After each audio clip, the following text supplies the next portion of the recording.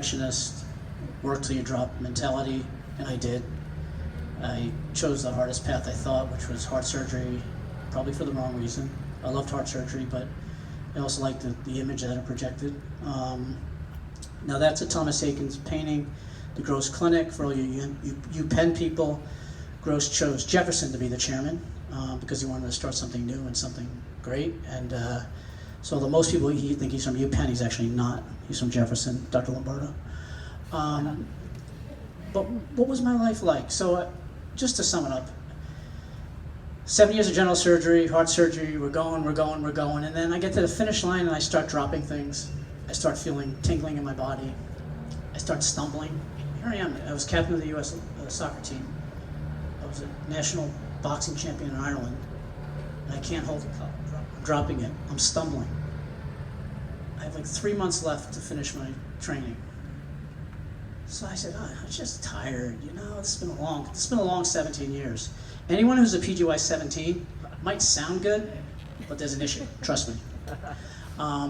Because no one would do that in their right mind. Having said that, I thought, 17 years is a long time to kill yourself, so I'll make it through. Finally, my chairman operated with me one day and said, Vinny, what's wrong? I said, what do you mean what's wrong? He said, you've been drinking? I said, no, I don't drink. And he said, I would never drink, look at my family history. He's like, I know, so I'm asking. Because you never have a tremor.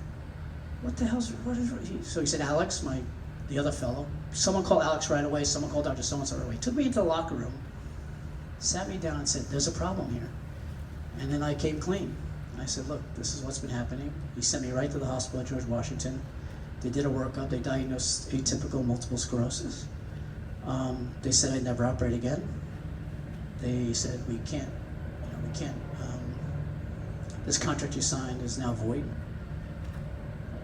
They didn't have a choice, I didn't blame them, but I was hurt.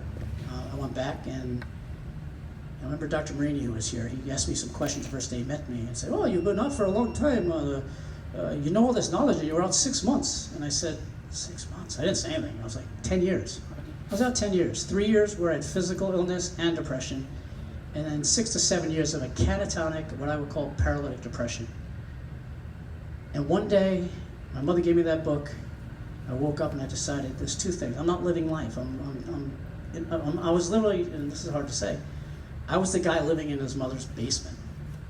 Didn't want to talk to anyone. Complete isolation, complete blackness. So I went out to a surgical critical care congress and said, do I want to go into medicine again? I met Lena Napolitano. She's another person. There were people who changed her life. She changed my life. She said, Vinny, there's a way to do this. She took my whole story. I went out to Michigan to visit her. She said, you can do critical care, you can do a lot of things, you've got people skills, don't give up. And I said, okay, no. So I called the people at Jefferson, they were kind enough, and there was even a change of regime. Dr. Charles Yeo was there, they took me back in, they let me be instructor there. I met Dr. Savino, and life went on. But yeah, I spent 10 years out of life, not just out of surgery. And to this day, you know, you might ask me, am I happy? I'm not sure. The final chapter of the book's not been written. I'm happy I have a family. And I did all the things you're not supposed to do. I did everything you're not supposed to do in a lifetime.